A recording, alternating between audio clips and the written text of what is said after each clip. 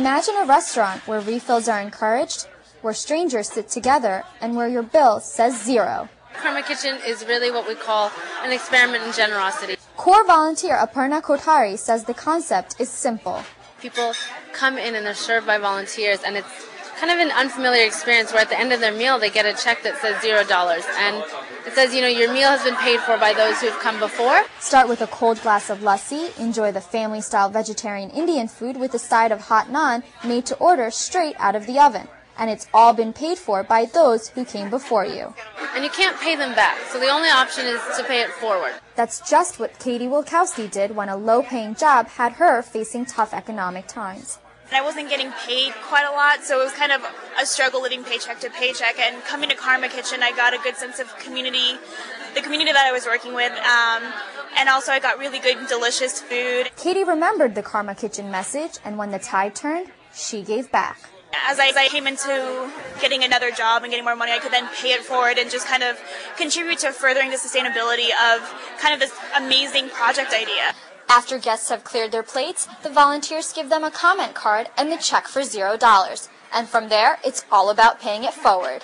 So it's not just food for your body, but it's food for your spirit as well. For the volunteers, it's a sense of community. It's the whole idea behind it. Everyone just wants to be a part of something that's outside of themselves and also really full of integrity. The coordinators behind Karma Kitchen say it's the self-fulfillment that keeps it running week after week. For me, there's a ripple effect in Karma Kitchen that is not always seen, but I think we take comfort in just knowing that it's there. It's a great way to start the week. It's a very positive space to just step into on a Sunday. Originally started in Berkeley, California, Karma Kitchen now has locations in Chicago and D.C. It's run completely by volunteers and guest donations. All the donations that we get from guests every week, we pay a small part of it to the restaurant for the chef's time. We're very transparent about our finances. We keep kind of what we call a rainy day fund. A little bit of a surplus just in case on some of those days we don't get enough of the contributions to cover the next week's meal. The D.C. location has been self-sustaining since February of 2009 and continues to grow in popularity. We started off just thinking we'd do it once a month, but we've been running every Sunday from 12 to 3 ever since. But don't mistake Karma Kitchen for a free meal. This is food as a gift. It's not a free meal.